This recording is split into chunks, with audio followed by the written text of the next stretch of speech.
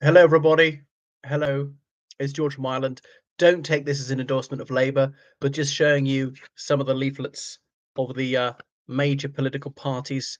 Well, Reform UK, certainly in terms of share of the vote, is a major party. Oh, yeah, check out the haircut. What do you think of the sideburns? Bad move. I think they'll be executed tomorrow, actually.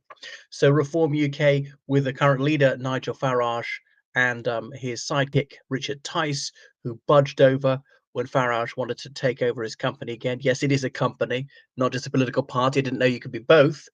Um, so we're heading into the final straight, almost well, a bit over 48 hours till the polls close, And yeah, here's a leaflet from a conservative candidate and so on. So quite detailed on policies. Whereas, Reform UK, it's all very minimalist. Stop the boats, make work pay, zero waiting lists, freeze immigration. Now, most people would agree with those ones. Even Labour said they're going to stop the boats. They just have a different method of doing it. Make work pay. How could you agree with that? Say, let's make sure that work doesn't pay. Come on. So that's obviously reducing benefits and maybe reducing taxation as well. Zero waiting lists. Okay, lovely. Totally unachievable. When has the United Kingdom ever had zero waiting lists? As in, when you see a doctor, nurse, dentist? When has any country ever had that?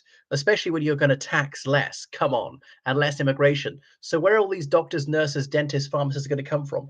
Freeze immigration. They don't actually mean zero. They mean a nightclub policy when it's full, one in, one out.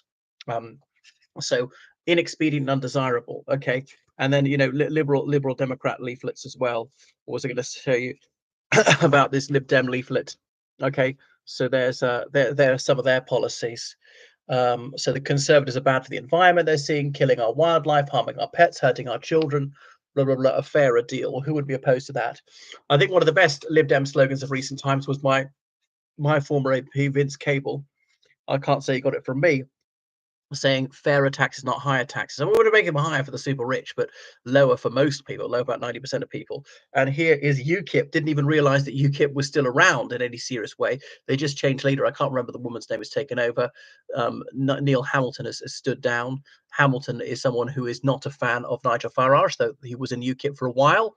Neil Hamilton was a leader in Wales, but and then United Kingdom Independence Party is a shadow of its former self. Remember, that was previously Farage's vehicle. The only opposition and the six reasons to vote UKIP: fix the cost of a living crisis by scrapping net zero and green taxes. Now, Reform United Kingdom agrees with that one. Reform UK is a bit anti-environmentalist, but even they accept climate change is happening, is a little bit anthropogenic, but that's a way lower priority for them than improving the economy.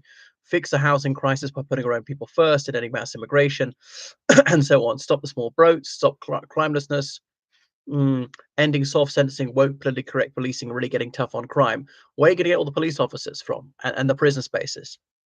Mm, Fix the waiting list crisis by stopping mass immigration. Okay, well, they do go on waiting lists. He didn't say to stop all immigration. He doesn't have a net zero policy, this UKIP guy. Um, but a lot of the doctors, nurses, and so on are immigrants. About 50% of the nurses in the NHS are immigrants. They're retiring, so they need to be replaced. Not enough people in the UK want to go into it.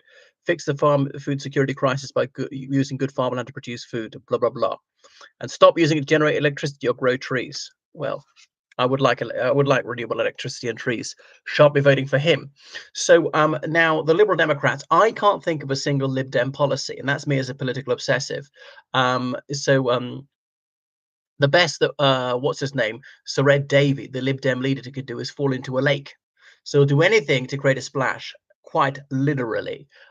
So think of the optics of that. Ha ha! What a clown! So he's buffoonish as Boris Johnson without the humour. So Red Davey is just anything to gain visibility. But they're only getting about 10% of the opinion polls. But because of differential in first past the post, they will probably go up in seats significantly. They've got this decapitation strategy, as they had in 2010, was a complete flop back then, thinking they could deprive Theresa May of a seat. Well, didn't stop her going on to be prime minister.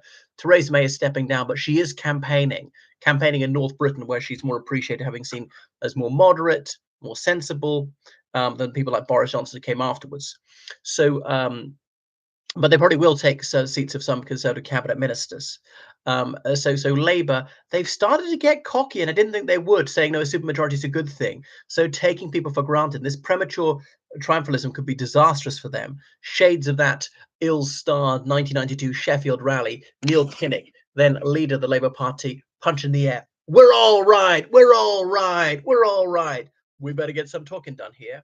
And announcing the shadow cabinet as the government in waiting, him landing by helicopter, which was woo, such a big moment, a bit of oomph and positivity into a campaign which was rather drab from the Conservatives, and then the Labour shadow cabinet coming in one by one, and this rising sense of expectation and rapturous reception for Neil Kinnock.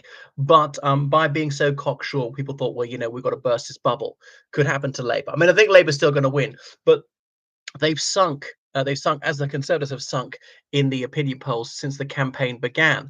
It's maybe because the minor parties like the Greens and Reform UK get more airtime. And I think the thing that was really transformative was Nigel Farage coming back into the fray. This expose of racism, it won't hurt them that much because their voters, some of them are indifferent or even agree with that. I think it's just a media plot, as he's beginning to say. They're rather conspiracy-minded people, those who tend to vote for Reform UK. Elderly people, people who think the sort of last 50 years have been one gigantic mistake, who'd rather turn back the clock, a bit reactionary. So yeah, it's obviously hurt their standing, but not hugely. They were up at, was it sort of 24% in the polls, and the very highest one, but they're going to poll considerably below that, like maybe 14%. I think slightly above that. I think like say 17%. So Conservatives have regained a little bit. Yeah. Conservatives to warn the dangers of a Labour supermajority. But constitutionally, there is nothing. I'm not going to tell you my constituency, Andy, South, because I know people know where I live. I live somewhere in the United Kingdom, more particularly South Britain. So that's why I deliberately didn't show you the candidates are. Anyway, whether you have a one seat majority or you have every single seat in the House of Commons, it makes no difference. Whether you pass a bill by one vote or by 300 vote majority, it makes difference. You won. That's it. Yeah, but the point is, if they do have a very high majority, they will be less susceptible to rebellions. And they won't need to compromise and strike deals with opposition parties. They'll obviously put a lot of peers into the House of Lords. Fair enough, the Conservatives have got a big plurality there, and now it's Labour's turn. Remember, it's completely in the gift of the Prime Minister. Yes, there's a House of Lords Appointment Commission, but that simply provides a recommendation. The First Lord of the Treasurer is entitled to override it, and indeed did do under Boris Johnson, appointed Lord Lebedeva of Siberia against the Council of the House of Lords Appointment Commission. And last time I checked, the Lib Dem seat for that was vacant for about 2 years. So I think that should have teeth. So Conservatives warning, think twice. You're going to pay £2,000 more under Labour, blah, blah, blah.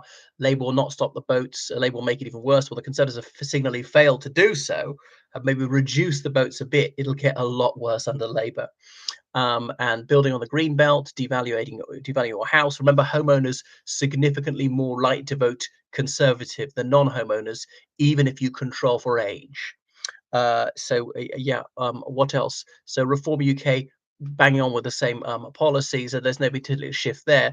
The wind is in their sails. Yes, they had a bit problem about a week ago, and the Greens. Well, I don't know what they're doing now, but it's going to be a very good election for the Greens. If they get anything like 8%, they'll be the highest one yet. They get more than one MP, that's a gain. I mean, I think they'll retain Brighton, Kemp Town, probably gain Bristol Central, and that's probably it. So, and the SNP saying, oh well, maybe we'll work for Labour, but vote SNP for an independent Scotland. But they're going to lose, but I don't think they'll lose hugely in it there. So it's just, I suppose the SNP quite correctly would like to change the subject to Westminster issues, which is foreign policy and defence and stuff, and not talk about what's happening in Scotland domestically, because the SNP's been in charge there for, my God, 17 years and performed so poorly. So what do you think? Who's got a sensible policy right now? There's a lot of energy. It's a very high octane campaign for Reform UK. A fantastic rally they had in Birmingham the other day. Even if you think that they're rebarbative, and many find them utterly noisome, leaving all that aside, who's energized things, and they have. Starmer really hasn't electrified the public, so it's Conservative losing rather than Labour winning. But they're worried about that apathy, low turnout, especially amongst younger voters, people feeling they can indulge themselves in voting for a minor party. So yeah, what if Labour does way worse than they think? Just think, Labour get 39% of the vote as they're on right now, and Cameron got a narrow majority with 39% way back in 2015. It's just that the 39% was way ahead of where the Conservatives are, whereas 39% wasn't that far ahead of where Labour were in 2015. Thank you for watching the channel. Make sure you subscribe on Patreon, donate on PayPal. Goodbye, everyone.